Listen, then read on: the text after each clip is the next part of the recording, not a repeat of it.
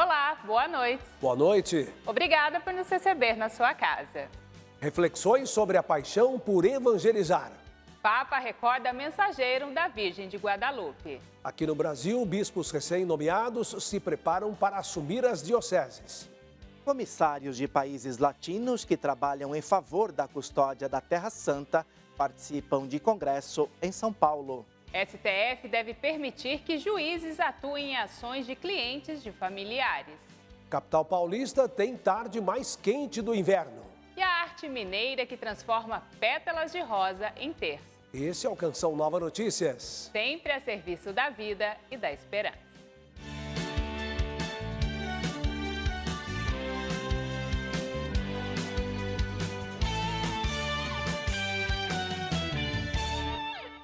Na audiência geral desta quarta-feira, o Papa Francisco deu sequência ao ciclo de reflexões sobre a paixão por evangelizar.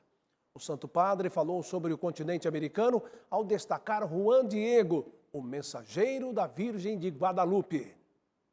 O Santo Padre explicou que o Evangelho se comunica na simplicidade e a enculturação é importante nesse caminho, o que nem sempre aconteceu na América, que por vezes sofreu a imposição de modelos europeus na evangelização.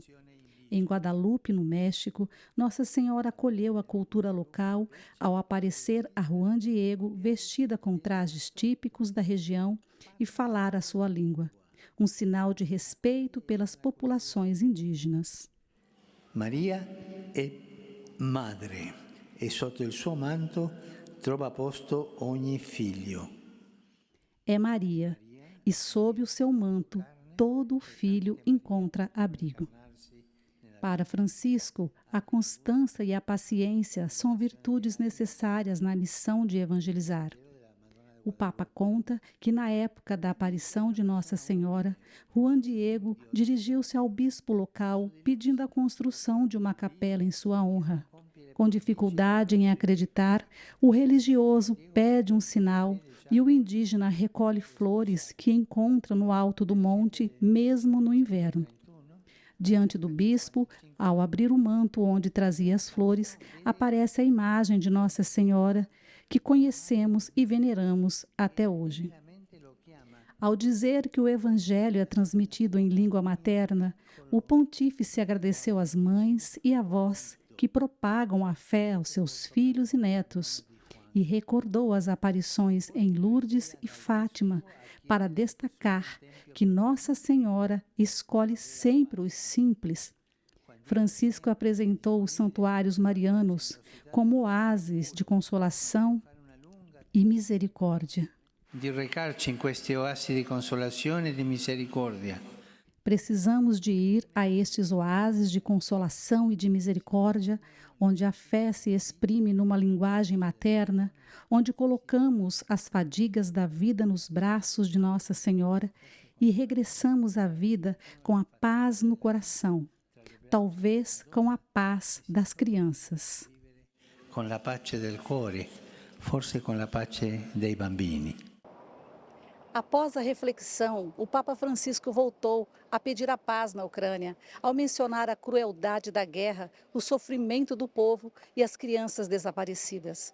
O país celebra hoje o Dia Nacional da Bandeira e amanhã o dia de sua independência.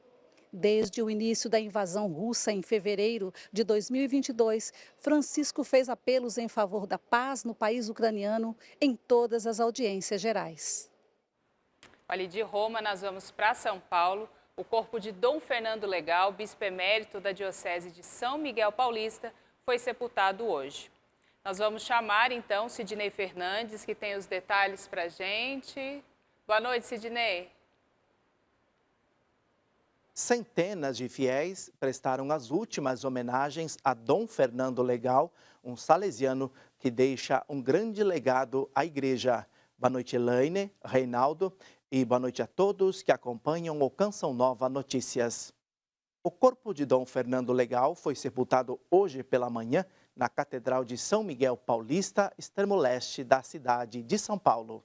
A missa de exéquias de Dom Fernando Legal teve a participação do clero, familiares, fiéis e autoridades civis. Cuidou muito bem da Diocese de São Miguel, criou muitas paróquias, cuidou da formação do clero e de organizar a Diocese de São Miguel.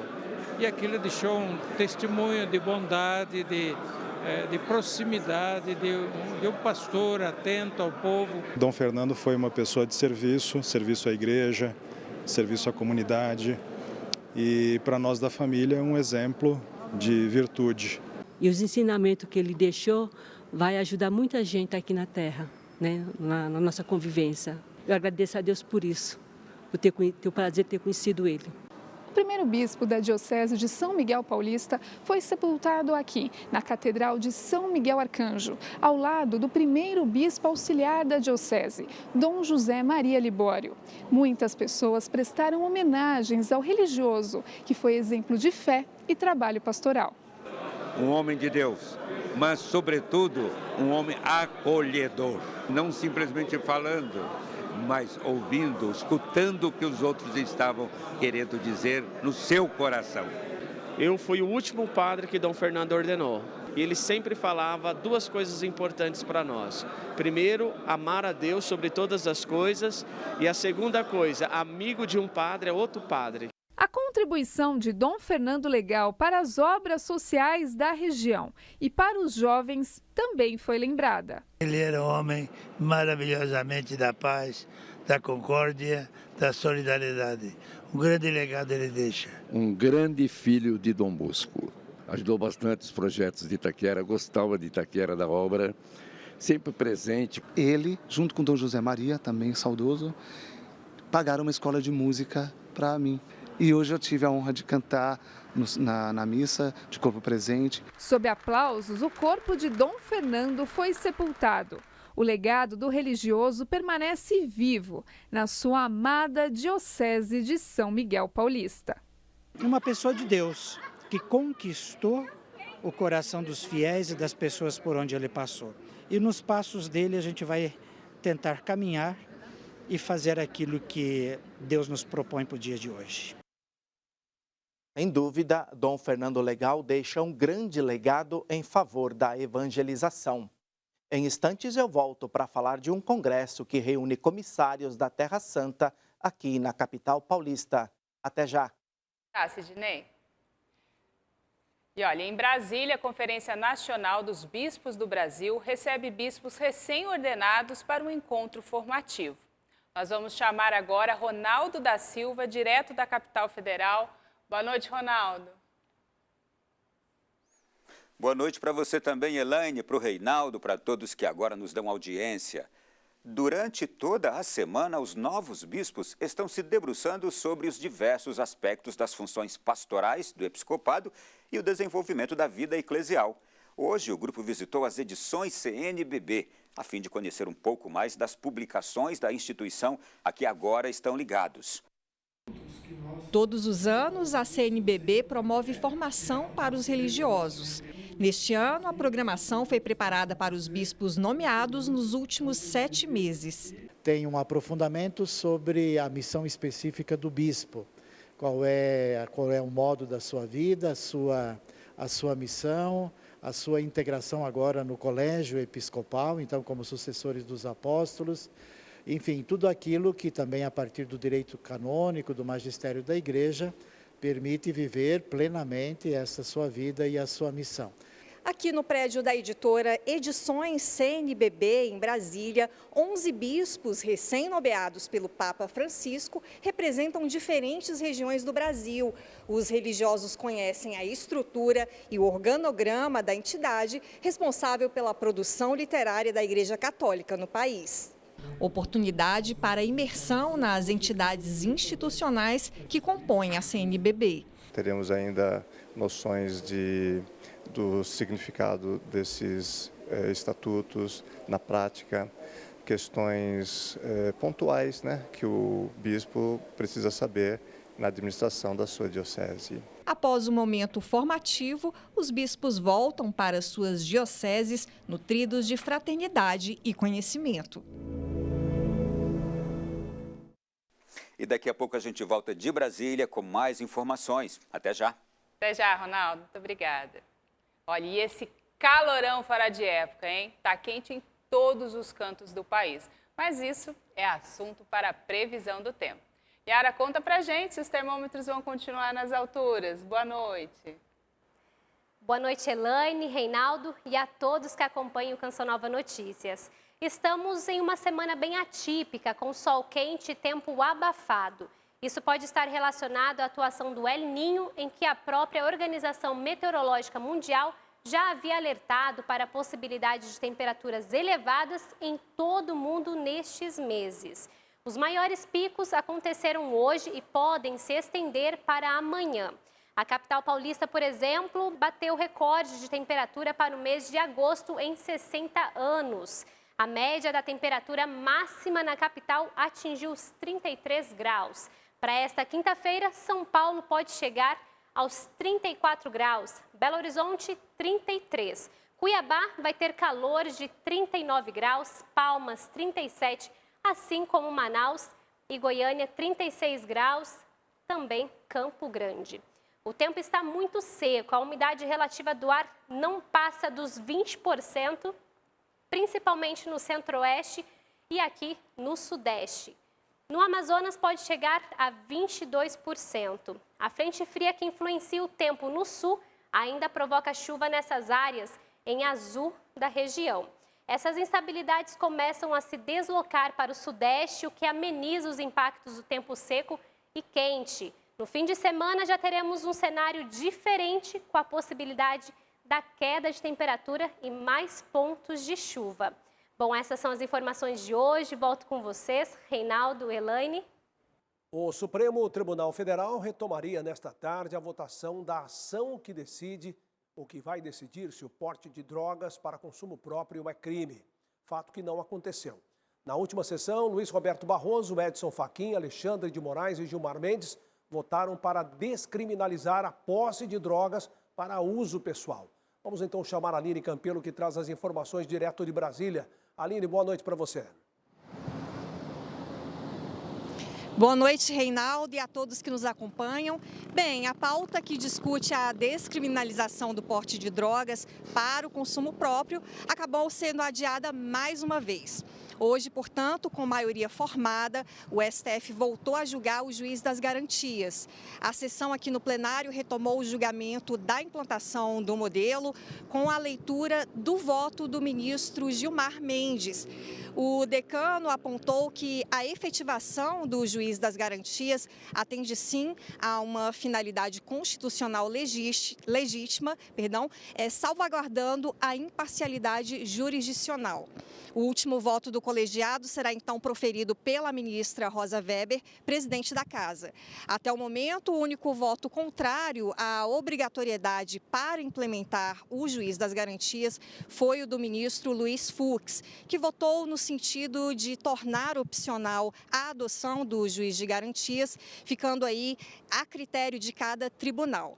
Seguimos então acompanhando. Volto com vocês. Muito obrigado, viu, Aline? Boa noite para você. A gente segue com Brasília, com as informações da capital federal, porque o Supremo Tribunal Federal formou maioria para permitir a atuação de juízes em ações de clientes de familiares. Voltamos então com o Ronaldo da Silva.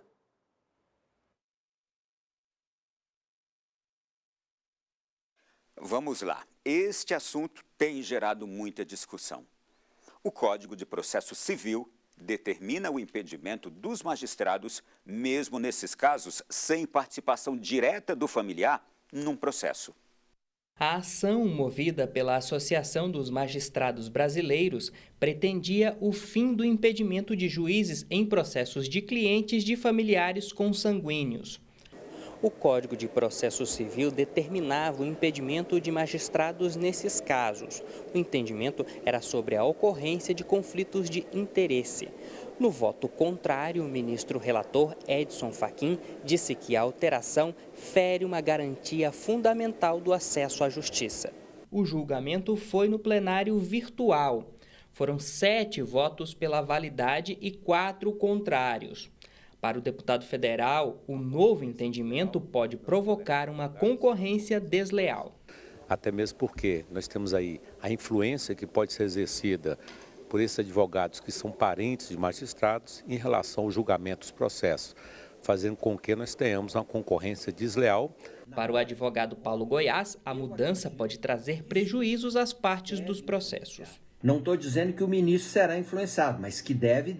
E se existe esse risco, sem entrar no mérito do ministro ser honesto ou não, se existe esse risco, nós não podemos correr esse risco. Acho que o Supremo exorbitou e vai causar, sim, prejuízo às partes contrárias e aos advogados. O especialista em direito civil e constitucional esclarece que a mudança de entendimento gerou confusão na imprensa e o impedimento da atuação de juízes em processos com participação direta de familiares permanece vigente. Não decidiu o Supremo que os magistrados, em geral, pelo país, seja do Supremo Tribunal Federal ou de outras localidades, pudessem julgar causas de familiares. Não foi isso. Isso há uma vedação no mesmo artigo, num inciso diferente daquele que foi analisado pelo Supremo Tribunal Federal. E a Câmara dos Deputados aprovou na noite de ontem a nova regra fiscal do governo. O projeto já estava em discussão pelo Executivo desde o início do ano. Esta lei vai substituir o teto de gastos aprovado durante o governo de Michel Temer e, na prática, permitirá o aumento das despesas com o setor público, com penalidades mais brandas para o governo. 379 deputados foram a favor do marco fiscal e 64 contrários. O texto já estava pronto para votação na Câmara antes do recesso parlamentar, mas Arthur Lira, que não queria as mudanças feitas pelos senadores, decidiu esperar um pouco mais.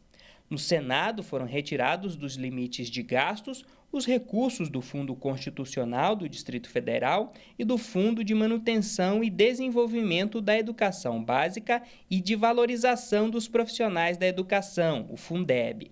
As mudanças foram mantidas na Câmara. Depois de sancionado, o novo marco vai permitir o aumento de despesas entre 0,6% e 5,25% acima da inflação. A elevação fica limitada a 70% da arrecadação da União. O Ministério da Fazenda considera a mudança essencial para zerar em 2024 o déficit primário, quando o valor das despesas é maior que o da receita. O governo prevê encerrar o ano de 2023 com um resultado negativo aproximado de 145 bilhões. Em caso de descumprimento dos limites, ficam proibidos os aumentos de programas sociais, a concessão de isenções tributárias, reajustes de servidores e a realização de concursos públicos. Nós vamos retomar a conexão com São Paulo, porque lá um evento reúne comissários da Terra Santa. É isso mesmo, Sidney?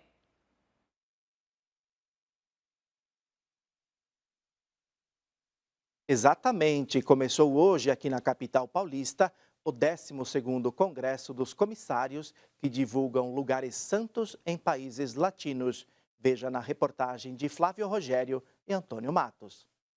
22 comissários da Terra Santa estão reunidos no Santuário e Convento São Francisco, na região central da capital paulista. O principal objetivo do congresso, que acontece até sábado, é atualizar e revitalizar a vida e a evangelização dos comissários para continuar a missão de cuidar dos lugares santos.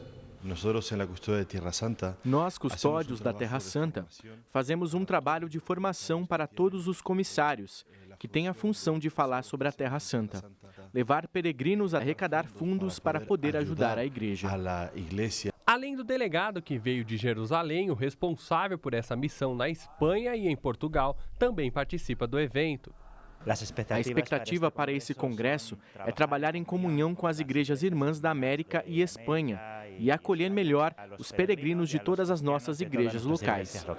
No encontro, os frades de 8 países da América Latina, incluindo o Brasil, também vão refletir como os recursos da coleta anual são aplicados nos lugares santos. Vai fazer toda essa prestação de contas para nós e depois nós fazemos para os bispos, para que eles possam também saber o destino da coleta da Sexta-feira Santa, que é enviada, portanto, a Jerusalém, a Terra Santa. Na programação do Congresso está prevista a visita dos comissários ao Santuário de Frei Galvão, em Guaratinguetá, e no Santuário Nacional de Aparecida. Para que os frades da América Latina pudessem ter essa experiência, né, de conhecer a nossa devoção à Nossa Senhora Aparecida.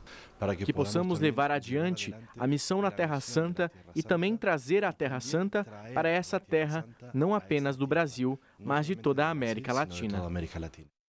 Considerados embaixadores da custódia da Terra Santa, os comissários fazem a ponte entre os lugares santos e os cristãos de todo o mundo.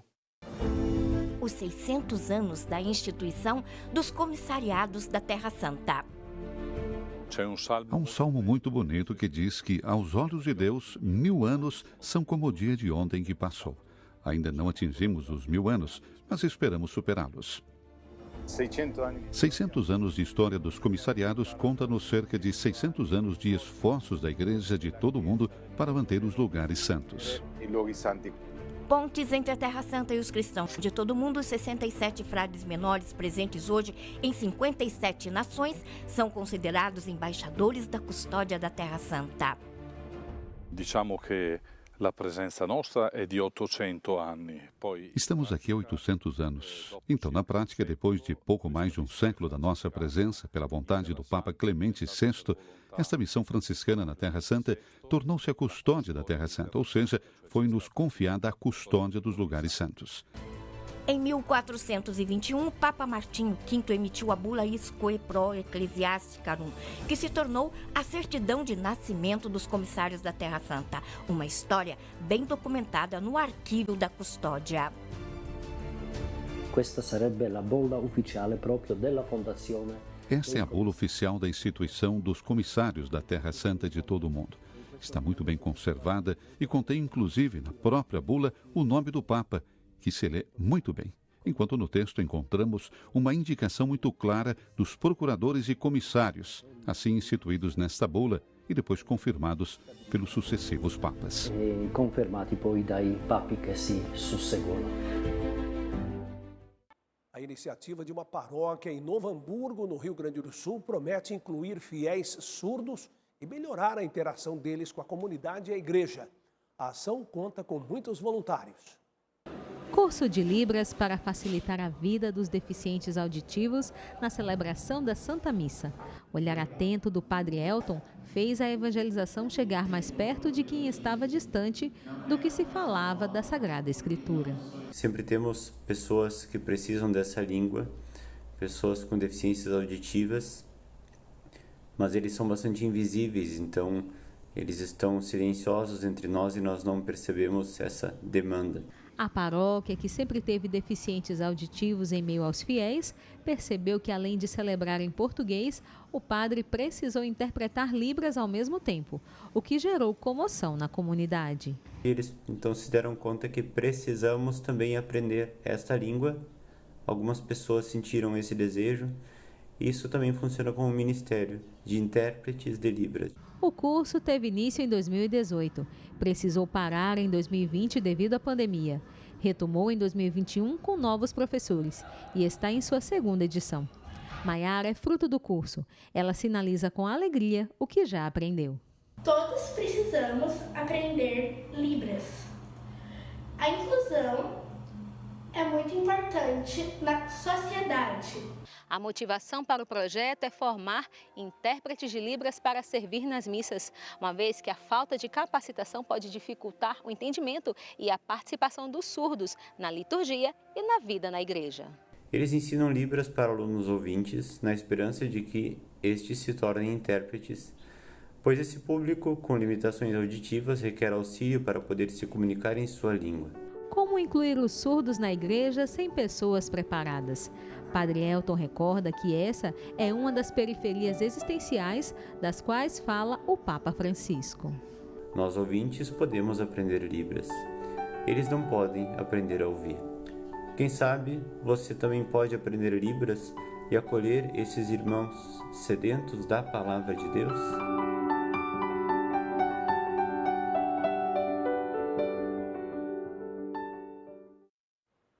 Olha, Olhe, neste tempo de tantos desafios, a Canção Nova leva até você e sua família a alegria do Evangelho diariamente por este sistema de comunicação.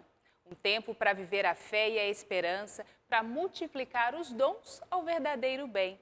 Somos testemunhas do gesto generoso de cada coração. Sócios, amigos e benfeitores levam adiante esta obra com suas doações. Nós estamos com 68% na campanha de agosto. Acesse clube.cançãonova.com e faça sua doação. Se preferir, doe pelo Pix com a chave pix.doação@cançãonova.com. Obrigada por sua generosa contribuição. O terço é a minha oração predileta. A todos exorto cordialmente que o rezem. Palavras do então Papa João Paulo II para propagar a devoção mariana. Não é raro ouvirmos que cada Ave Maria rezada no terço é uma rosa que se entrega a Jesus por meio de Maria.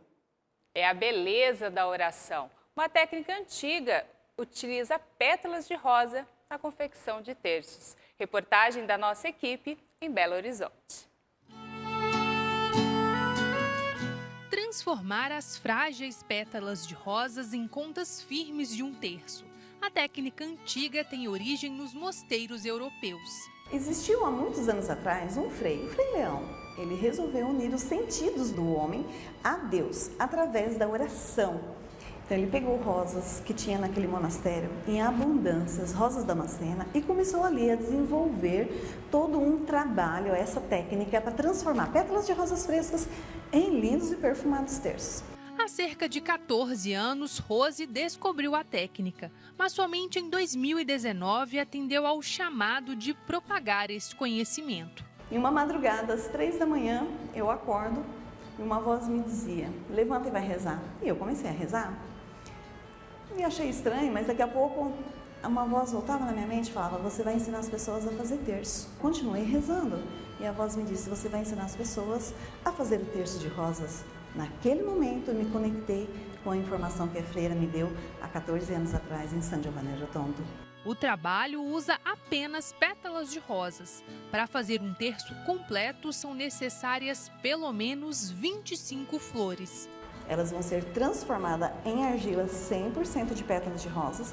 Depois ela vai ser baulada, ela vai começar a ganhar um novo formato.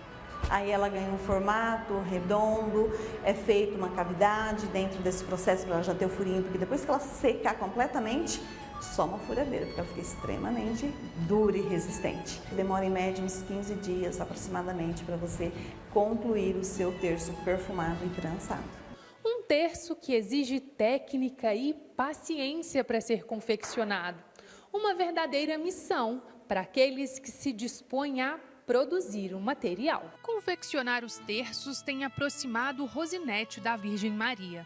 Por isso, toda a produção do material é feito em oração. E normalmente, quando eu recebo a encomenda, eu procuro saber da pessoa se ela tem uma intenção especial. Porque eu já coloco as orações naquela intenção. Devota de Nossa Senhora, Marta faz questão de doar os terços que trança. Eu sento para fazer o terço, na hora que eu termino, eu já termino ele e já falo, já sei para quem vai esse terço. Jaildete quer presentear a família no Natal. Eu quero simplesmente presentear os meus, que eu sei que gostam, que precisam também, sabe? Mais do que ensinar uma técnica, trançar terços de pétalas de rosa é dar continuidade à missão de Maria, apontar para seu filho Jesus. O terço cristológico conta toda a vida, tudo de Jesus.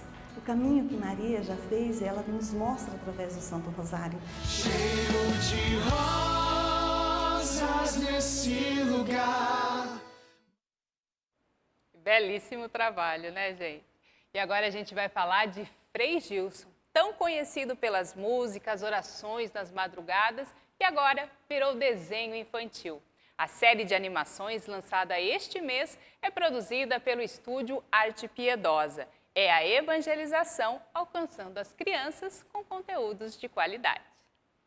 Com mais de 100 mil seguidores nas redes sociais, a pequena Flora, de 9 anos, atraiu a atenção de muita gente ao cantar uma música de Frei Gilson em um programa de auditório na TV. O vídeo chegou até o religioso, início de uma amizade e de parceria musical. Quero tirar os meus olhos de ti. A pequena Flora acompanha o conteúdo do Estúdio Arte Piedosa desde os 3 anos de idade e conta que se alegrou com o desenho que homenageia Frei Gilson.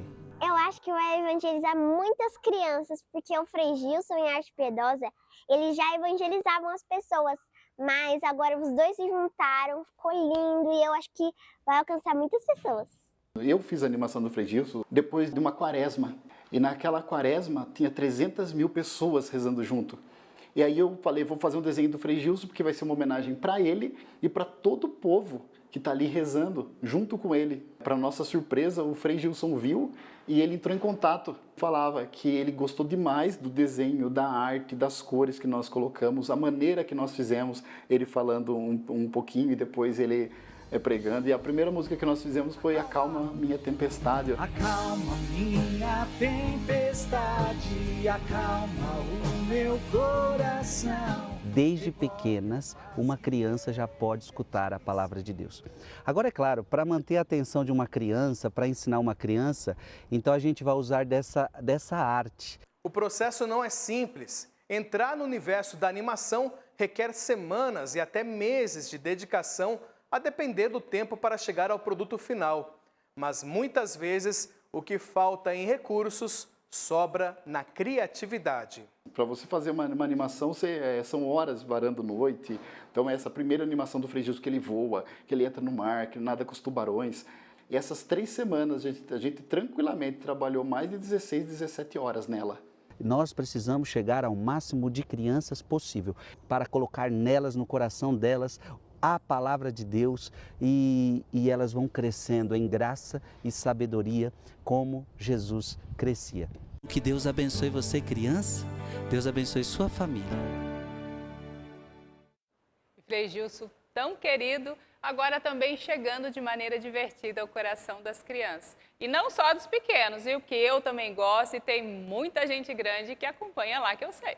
É um jeito muito especial mesmo de cativar as crianças, os adolescentes e os adultos, como ela acabou de dizer. Olha, daqui a pouco, às 8 horas, tem a missa do Clube da Evangelização. Boa noite e até amanhã. Boa noite. Paz para você.